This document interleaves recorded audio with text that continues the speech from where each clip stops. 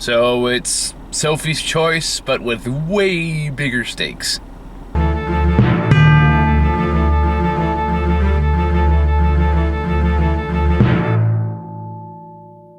Hey guys, so just me again today. Grant and I were supposed to do this, but something kind of they're going through something. He and Jasmine are going through something personal right now, similar with Muha. So I figure, you know what, I just need to get this done, so I'm gonna go watch this myself. I did not have a lot of high hopes going into this movie because it is a Shyamalan film, and to say he's hit and miss, especially right now, has been an understatement. I know I'm out of frame and it's bugging me, but I don't really have any solutions right now, so we're just gonna live with it. Anyway, so this is his latest movie, and I apologize if you hear an engine. The car is on. It's cold by California standards.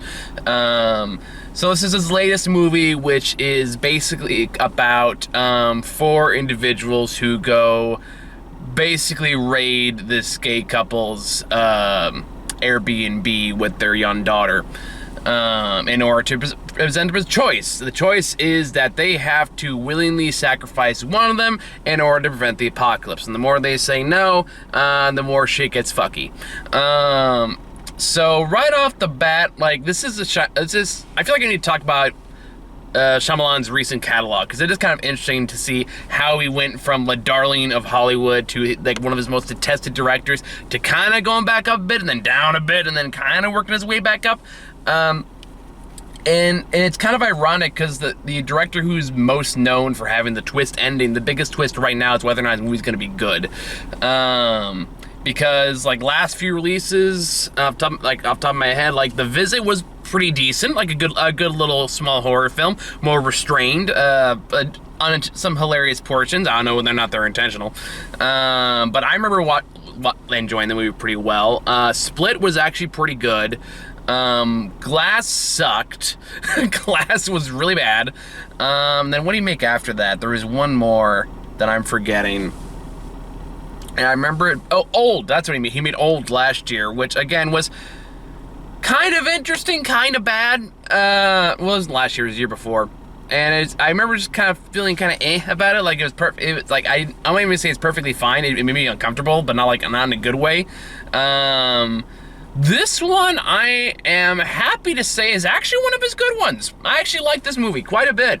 I'm not going to say like it's amazing necessarily, but I found it interesting. I found it engaging. The performances actually felt, by Shyamalan standards, pretty natural, given the context. Like, it kind of takes a while to find its groove. It does have a lot of those Shyamalan cliches that do definitely grate on the nerves. Most notably, he insists on having children in his movies, but he has no idea how to write children.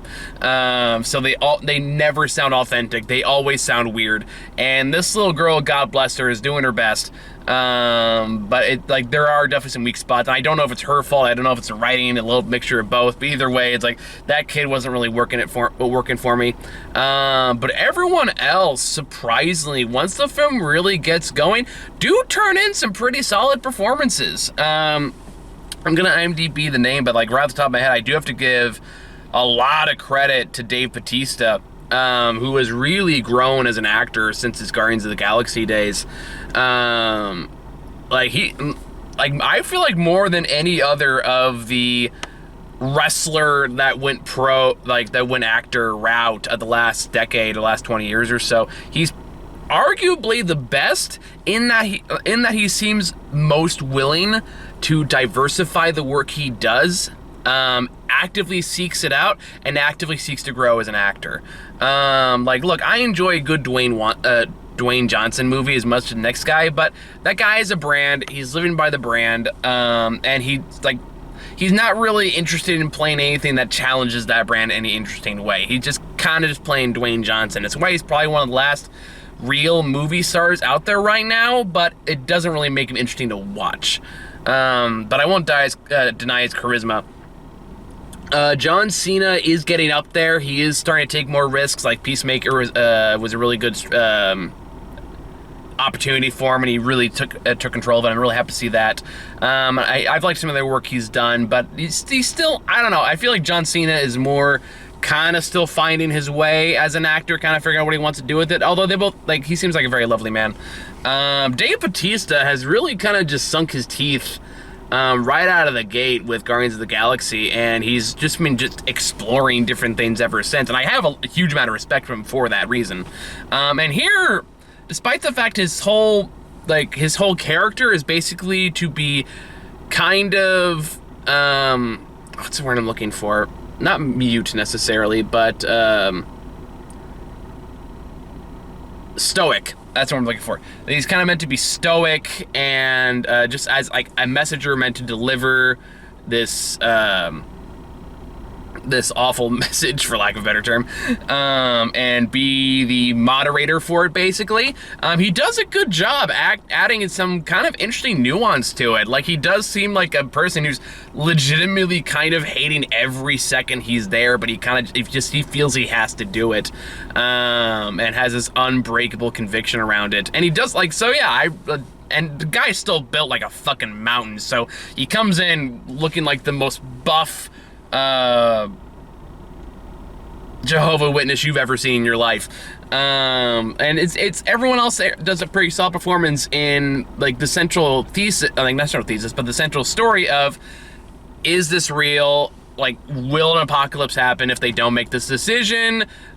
Is like the stuff that's happening after decisions are made a coincidence? Are they planning it? Is it conspiracy? Just kind of that back and forth of what's real and what's not. And I feel like if you watch Shyamalan movies, you kind of already know what the answer is, because he does definitely lean hard into like faith-based narratives over the course of his career. That being said, I feel like this is more effective than he typically tends to go for. In that the conversation they have around it and the the evidence they present for both sides of the argument are interesting and do kind of leave you with doubt, even if you do ultimately know where this is going. This is one of the rare cases where I did actually figure out the twist before they announced it, which I don't usually do for Shyamalan movies, not because like they're great twists, mostly because they're so out of left field that you just don't see them coming. But this one I kind of figured out pretty early on. So I feel like if I can figure it out, and I'm usually pretty bad at these things, like you guys could probably figure it out too. And I'll talk more when I get into spoilers. But I don't think that detracts from the movie, because this is actually one of those rare, restrained Shyamalan movies where like the twist isn't the point. It doesn't overtax the narrative. Now granted, there's still a lot of kind of odd narrative beats in there that definitely feel like Shyamalan overwriting again, particularly in the beginning when they do the home invasion and they tie up, and they're trying to be polite about this, and they're trying to like introduce, and there's a whole kind of weird sequence right after they get tied up where all the home invaders one by one introduce themselves and like say like a fun fact about yourself in a way that kind of feels like, you know, first meeting icebreaker of the year kind of a thing. In a very long time explaining that we're like, whoa guys, we didn't know you were a gay couple before we got here, so like we're home invaders and we're gonna ask you to kill each other, but we're not homophobes, all right? I don't know. That part struck me as unintentionally funny. But it is very Shyamalan. So there are beats like that are kind of unintentionally hilarious, especially as he's trying to write a gay couple, I think, for the first time? Question mark? I don't know. But either way, so there are definitely parts of that feel awkward. Again, it has that kid writing where I feel like Shyamalan just really needs to spend more time with like actually talk with kids and read off of that and like learn from that, because he just can't write children, and he just stopped trying because he tries it every time and it's always bad. But again, I don't feel like any of those really take away from the central conversations that happen in the movie and the tension and the crisis and everything else that goes into this plot.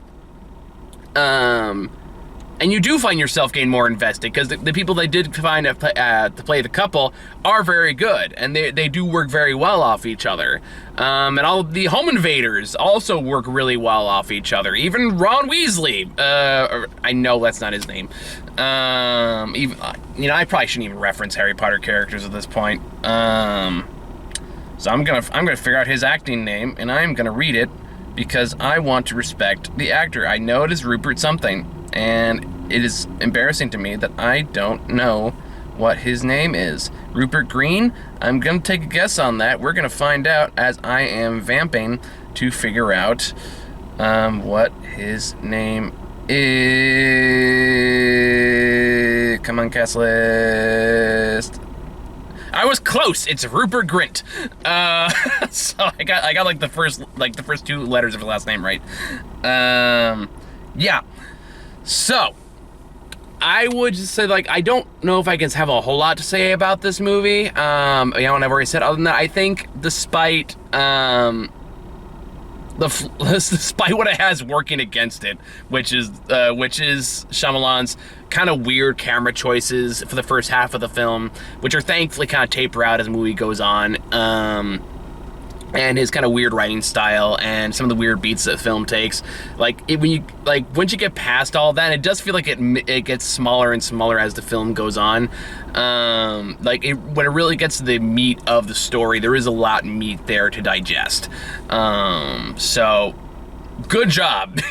You guys made a good movie out of this. It's not really scary. It's more existential horror more than anything else. Would you do this if you're given the choice? And it does involve a lot of spirituality, especially towards the end, which, again, whether or not you feel like, I don't know, I've never really been fond of that in Shyamalan's work, but I think it works okay here. Mostly because the performances sell the work. The performances sell the tension, they sell the stakes. And it works. It works almost in spite of itself sometimes. Yeah, I'm gonna go talk briefly about spoilers. I don't feel like I have much more to say beyond what I've already said, but there is one thing I do want to talk about, because this is one case where I was like, haha, called it. So if you don't want anything spoiled for you, I recommend this. I actually had a good time with this. I do think it's one of Shyamalan's better films he's released in the last few years, so check it out. So yeah, the twist of the movie, if you don't really call it a twist, is that, well, I guess two things. One, the apocalypse scene is real. Turns out that they have been chosen for some reason. They theorize it's because their love for each other is pure. Sure, whatever. Why not? But it's never really given any confirmation, just that they've been chosen for this purpose in order to save the world. And it turns out the 4 people that come visit them are basically the 4 horsemen of the apocalypse. And that's why they have this shared vision, because they were all chosen by presumably God to be the harbingers of doom, and they ultimately succeed. But every time the family says no, they have to kill one of the horsemen kill one of their own, which triggers a disaster event of some kind, each one kind of revolving around with the traditional tropes of the 4 horsemen. Although this one, they say like the 4 horsemen in this movie, instead of being like harbingers of doom, are also meant to like show like the positive aspects of humanity, which is a clever twist on the traditional concept. I actually do like that. But the death of them is what causes what they're most known for. So the Rupert Grint, who plays like the grumpy, like the angry redneck, who's the only one who's kind of saying like, hey, why are we wasting our time introducing each other when we're just gonna ask them to kill each other and none of it's gonna fucking matter? Which honestly I agree with. I think his was supposed to be like conquest, like what are the 4 horsemen, like war, death, famine, and pestilence, or some variation thereof. I know it kind of changes. So yeah, when Rupert Grint dies, I don't know which one he's supposed to be, but like a massive tidal wave comes in and wipes out a whole bunch of people. I guess you can argue famine in an inverse way.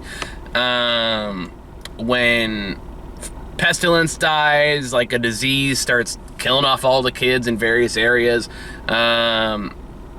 When War dies, who's like in this version is like a healing nurse, planes fall from the sky and it makes like the world look like a battlefield. And then when Dave Bautista, whose death dies, the sky goes black and it starts raining and like thunder starts lighting everything on fire. So yeah, like that's something you can pick up pretty early on if you're just kind of pay attention to the traditional motifs of apocalypse stories. But again, it still works pretty effectively, mostly because the people that got to play these characters, while they are like, there are definitely parts that are kind of over the top and the camera work is kind of silly, it does overall work. At least it worked for me. And it is carried by Dave Bautista, who is really giving it everything he's got in this material. He's not asked to like do a huge range of expression or emotions, but what he does do is subtle, it's effective. You get the tension and the stakes from what he's saying, and he does deliver that kind of monotone, stoic act very, very well, and I'm actually pretty impressed by it. And then of course, what like that movie ultimately ends is after Dave Bautista kills himself, as kind of like the last, okay, you said no the last time, you have a few minutes after I die before everything goes to shit. So he kills himself, and then that's what kind of, then they finally start believing what's happening, and they actually have the discussion. It's a good discussion. And what's it called? Daddy Andrew, who's like the positive one. No, Daddy Andrew's a cranky one. Eric's like the more positive, empathetic one. I think he's supposed to be like Jesus or something. But yeah, he's the one that ultimately chooses to die, and turns out everything works out well, because you get it, like he died for his sins, and they kind of imply this many times before, which again goes back to Jesus. So like the spiritual parallels are not really subtle. It's pretty on the nose. It's pretty straightforward. I think the movie works in spite of that. So again, I think that'll vary by degrees, but it didn't really bother me all that much. It is more subtle and restrained than Shyamalan has typically been known to go. So I did appreciate that. And while I won't say this is like the best movie of the year, or even like anywhere close like that, I do think this is a surprise. This is like, I would say, the first real surprise I've had this year of movies like, you know what? That was pretty decent. I enjoyed that. So I think it's all I really have to say about this. Make of it what you will. There's still a bunch of stuff we're trying to catch up on, and I know I keep saying that over and over and over again. We will eventually do all the things I am capable of doing. So until then, thank you all for watching, and I'll see you all on the next one. Take care.